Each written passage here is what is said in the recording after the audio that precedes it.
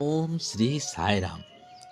भगवान श्री सत्य साई बाबा जी के दिव्य चरण कमलों में कोटि कोटि नमन के साथ आध्यात्मिक जीवन की यात्रा में बुद्धि का रूपांतरण कैसे होना चाहिए। दिव्य प्रवचन 4 अप्रैल 1975 को स्वामी ने कहा, बुद्धि को सदैव तीक्ष्ण, निर्मल और सीधी रखना चाहिए। बुद्धि मनुष्य को 4 दिशाओं में मार्गदर्शन करती है। पहला, स्वार्थ सुख बुद्धि। यह पूर्णतः अहंकारी प्रवृत्ति को दर्शाती है। इसमें व्यक्ति केवल अपने सुख और आवश्यकताओं की ही चिंता करता है।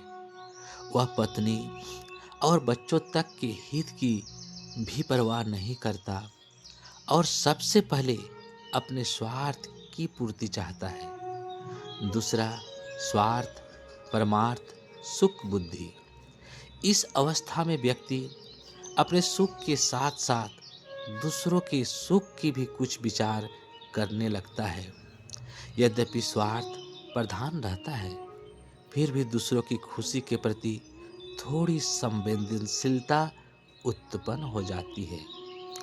तीसरी है परमार्थ बुद्धि। जिस व्यक्ति में यह बुद्धि होती है, वह दूसरों के सुख की उतनी ही कामना करता है जितनी अपने सुख की। वह दूसरों के हित और आनंद के लिए स्वयं कष्ट सहने को भी तैयार रहता है, यदि उसे लगे कि इससे उन्हें सच्चा सुख मिलेगा। चौथा, आध्यात्मिक बुद्धि यानी आत्मिक बुद्धि।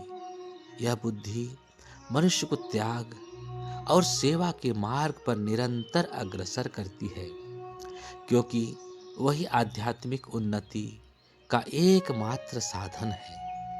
आध्यात्मिक बुद्धि सृष्टि की एकता को पहचानती है, इसलिए दूसरे व्यक्ति की पीड़ा या प्रसन्नता साधक को भी उसी तीव्रता से अनुभव होती है। यही बुद्धि का सर्वोच्च रूपांतर है, स्वार्थ से परमार्थ की ओर और परमार्थ से आध्यात्मिक एकता की अनुभूति की ओर। जय जय साई राम।